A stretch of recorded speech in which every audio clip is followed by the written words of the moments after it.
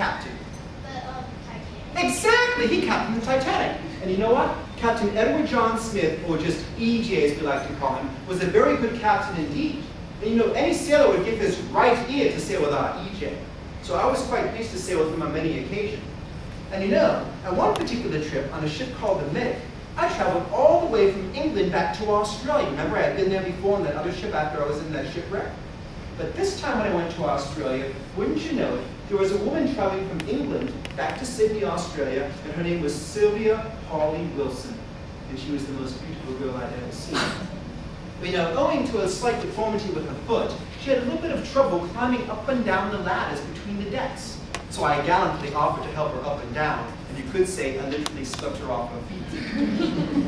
Because you see, after an extended stay in Sydney, Australia, she returned to England with me as my bride.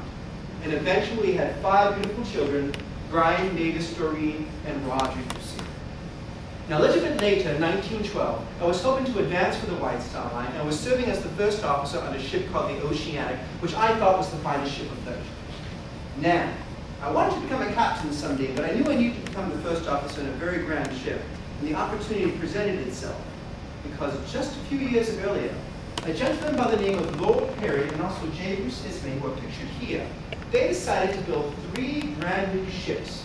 Do you remember how I told you the competition for the White Star Line was another line called the Cunard Line? And they had ships called the Mauritania and the Lusitania, which were the fastest ships in the world. But you know what? Nobody knew exactly how they made the ships so fast, so we knew we couldn't compete with them in speed. So instead, we competed with them in size and luxury. You see, Lord Perry, who's the person who's right over here with the great beard on, he was the chairman of the Holland Shipbuilding Company who built ships for the White Star Line. Mr. J. Bruce Ismay, who's right over there, he was the chairman of the White Star Line. If you'd like to look at these photos, you can pass those around so everybody can see. Just make sure to get back to me, all right? Because I know you're ladies and gentlemen. Well, they decided to build 3 grand ships. The first one was going to be called the Olympic, the second one was going to be called the Titanic, and the third one was going to be called the Gigantic. And it took nearly 3 years and 15,000 men to build those 2 ships. Can you imagine all those people working on those 2 great ships? They were quite marvelous indeed. So finally, in early 1912, I was asked to serve as the first officer on Titanic. And I arrived in Belfast, Ireland, where Titanic had been built, on the 20th of March, 1912. And it's very difficult to convey the size of a ship like Titanic, because you could see, you could walk along the decks of the Titanic. Yes.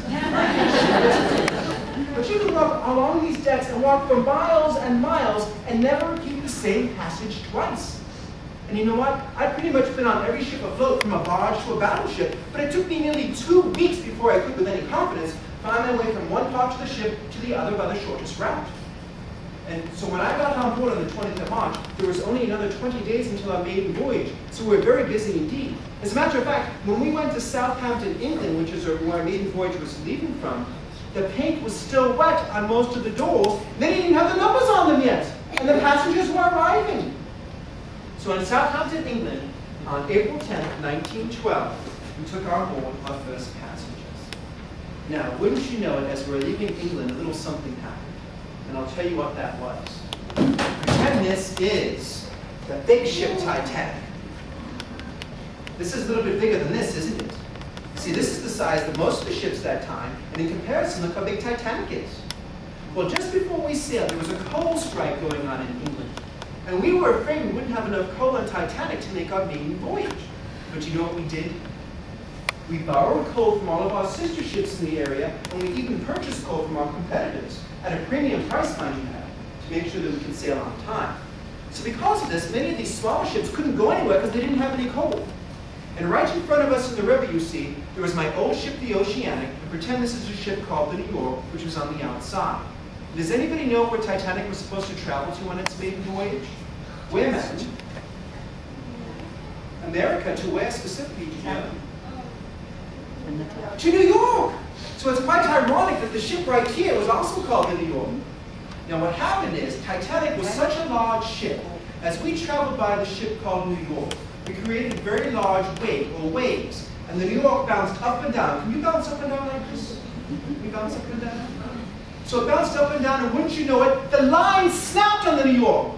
and it drifted closer and closer to the Titanic like this. And we're afraid it was going to hit the Titanic.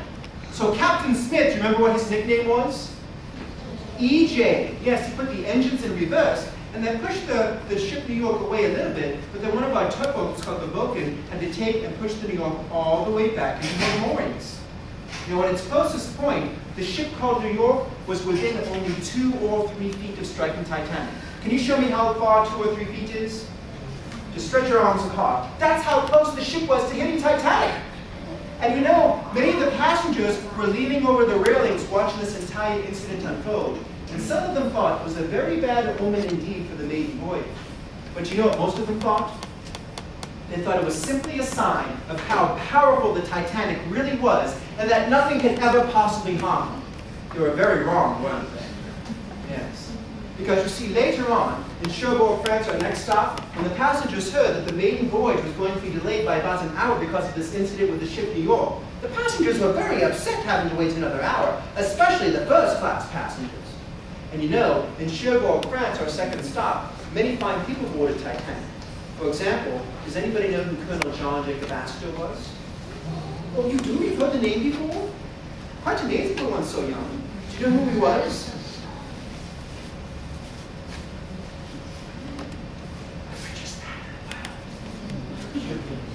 Yes, that's right. He was the richest man alive. Yes, so he was boarding a ship along with Mr. Guggenheim. Have you heard of the Guggenheim Museum in New York City before? Well, that was Mr. Guggenheim, you see. And also Mr. Isidore Straus boarded, and he was the owner of Macy's department store. Have you heard of the Macy's Thanksgiving Day Parade before? Have you seen the Thanksgiving Day Parade? Well, Mr. Isidore Straus was the owner of the Macy's department store, you see. Now, another person who was supposed to board in Cherbourg, France, was a Mr. J.P. Morgan, who was actually the owner of the White Star Line. Did anybody here know that Titanic was actually owned by you Yanks, by the Americans? How many of you knew that before? Anybody? Yes, you see, J.P. Morgan operated the International Mercantile Marine, which owned the White Star Line, which owned Titanic. But we didn't like people to think that, you see, because we British are so proud. We wanted people to think it was a British ship. But Mr. J.P. Morgan, he was very sick, and he missed the maiden voyage altogether. At the time, he was very upset, but do you think he thanked his lucky stars a little bit later on? Absolutely. Now, after Cherbourg, France, does anybody know where we went to? Does anybody have any idea? We went to Ireland. Yes, to a place called Queenstown, Ireland, and that's where we picked up our last passengers, and many of them were Irish immigrants. Does anybody here know what an immigrant is? What's an immigrant, Shirley?